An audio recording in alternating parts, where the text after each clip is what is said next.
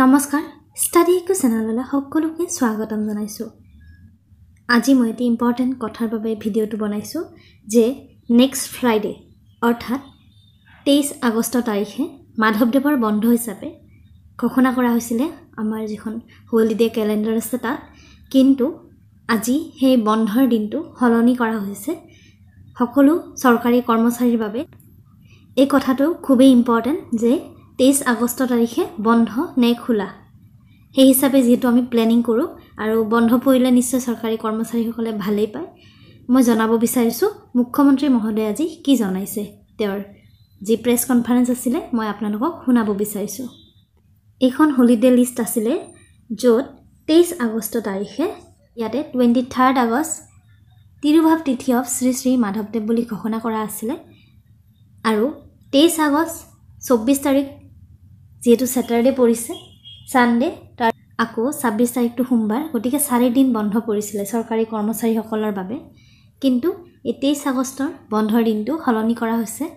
কিয় সলনি কৰা হৈছে মুখ্যমন্ত্ৰী মহোদয় নিজেই কৈছে, শুনকচোন এবাৰ। শেষত এটা সৰু কথা যে আমাৰ মাধৱদেৱৰ তিথিৰ বন্ধটো 23 তাৰিখে আছিলে, কিন্তু আমাক সকলোৱে জনাইছে যে এবাৰ 23 তাৰিখে সন্ধিয়াৰ পৰাহে তিথি লাগিব, একচুৱেল সকলোৱে উদযাপন কৰিব 24 ছেপ্টেম্বৰত। সেইকাৰণে মাধৱদেৱৰ তিথিৰ চৰকাৰী বন্ধটো আমি 23 ছেপ্টেম্বৰৰ পৰিৱৰ্তে 24 ছেপ্টেম্বৰলৈকে আমি লৈ গৈছো। আৰু কিছু সৰু সৰু সিদ্ধান্ত কেবিনেটত আছে, এইটো টুইট বা ছচিয়েল মিডিয়া যোগে আপোনালোকে জানিব পাৰিব। যদি কিবা আপোনালোকৰ দুই এটা প্ৰশ্ন আছে কৰিব পাৰে, আৰু ৰাতিপুৱা মই যথেষ্ট কৈছোৱে, গতিকে এইখিনি ৰিপিট নকৰি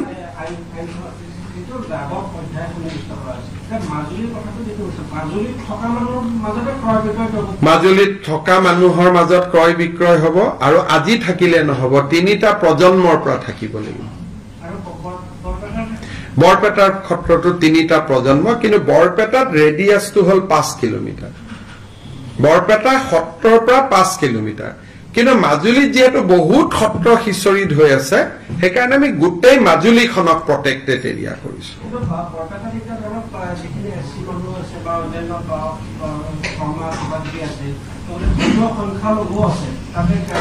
ধৰ্মীয় সংখ্যালঘুও কিনিব পাৰিব যদি 3টা প্ৰজন্মৰ আগৰ পৰা তেওঁলোক আছে।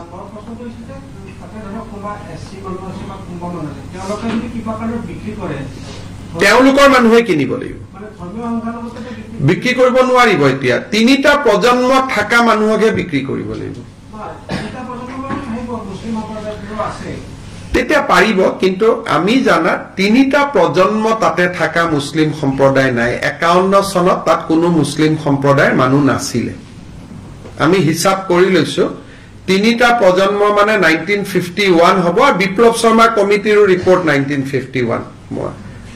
গতিকে 3টা প্ৰজন্ম মানে 75 বছৰ, 75 বছৰ মানে 1951, আৰু 1951ত তাত এজনো ধৰ্মীয় সংখ্যালঘু নাছিলে, বটদ্ৰৱাটো নাছিলে।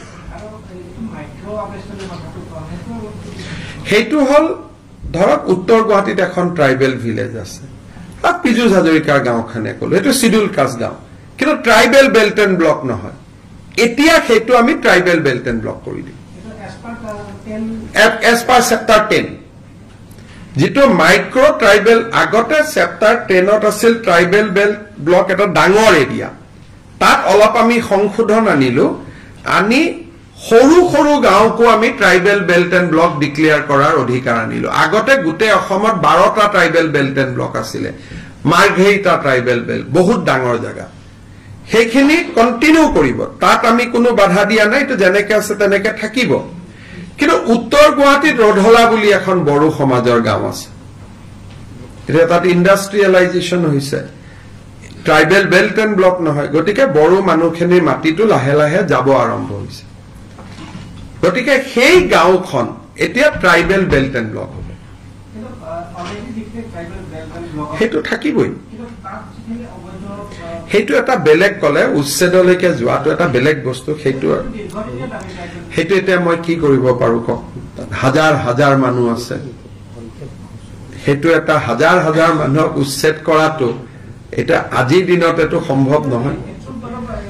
আমি হেতু বিতৰ্কত আজি কিয় যাওঁ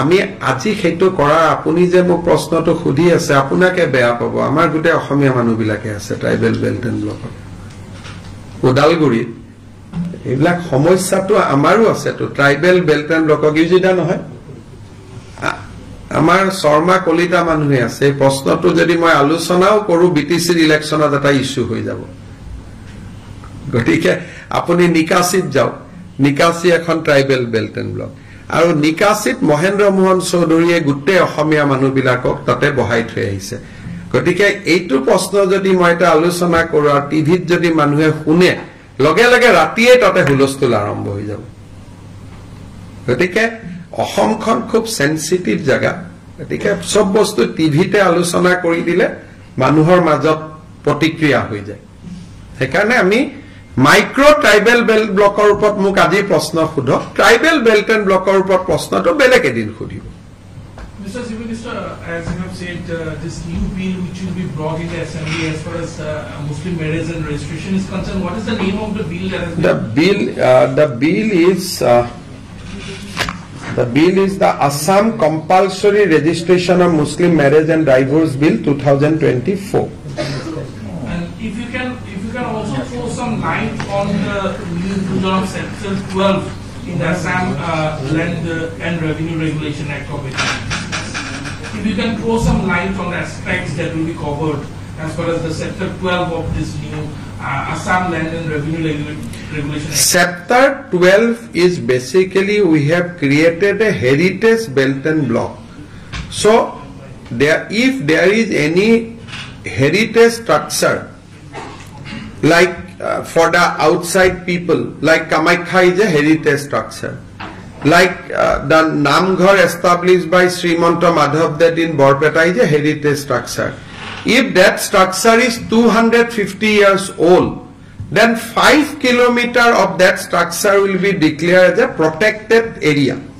And in protected area, the land purchase and sale can happen only within the family who has lived in that protected area for 3 generations.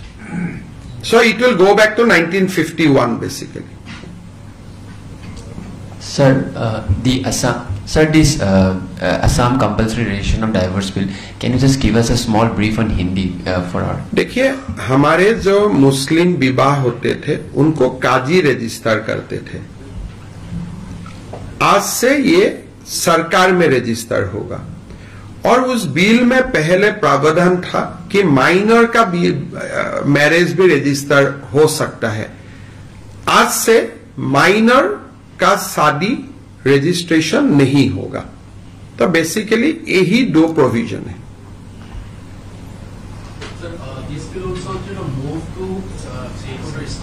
Basically child marriage we want to attack on the child marriage So if any company or industry want to install in Majuli? No. But if they want to do something, government can always acquire land. But only government can acquire land. They cannot do anything. So this will protect Majuli because after Saraideo, our next idea is to go to UNESCO to declare Majuli as a World Heritage. So after bridge, which is coming in both sides, industry will come, establish industry in Majuli, then how it will be a World Heritage Site. So basically we are trying to protect the spiritual and cultural identity of Majuli. Now if the people of Majuli says, no, keep one area for industrialization, we are okay. That is why this bill only says that 250-year-old. Now, what are those structures that we are not identifying as of now? That we'll do in a due course of time. But we identified initially Borpeta, Bordua and Majuli. But list can go bigger. List can be bigger also. So, Saraideo Moidam can be included if the local people demands. Tomorrow Ronghor can be included if local people demands. Tomorrow Tolatol Ghar can be included if the local people demands. So, but we are not doing this right now. We are only identifying 3 areas. But this can become bigger and bigger, provided people willingly approach government. আৰু micro tribal belt and ব্লকতো আমি কাকো জোৰ কৰি নকৰো cabinet কমিটিখনক যি গাঁৱৰ মানুহে আবেদন কৰিব ধৰ কোনেও আবেদনে কৰা নাই তেতিয়া আমি জোৰ কৰি কাকো কৰিব নোখোজো এইটো হ'ব ভলেন্টিয়াৰি বেচিছত কিন্তু এবাৰ কৈ দিয়াৰ পিছত হেতু ঘূৰাব নোৱাৰিব স্যাৰ কিছু ভুৱা ট্ৰেডিং এপৰ জৰিয়তে অসমৰ বিভিন্ন লোকৰ আজি কেবিনেট ডিসিশনত এটো নক পিছত কথা পাতিলম কিন্তু মই ঘটনাটো জানো মই বুজি পাই আছো তাৰ লগ সেই বিষয় মই কম পিছত আজি আৰু বহুত দীঘল হৈ যাব এই বিল কেখন এইবিলা এবাৰ হ'ব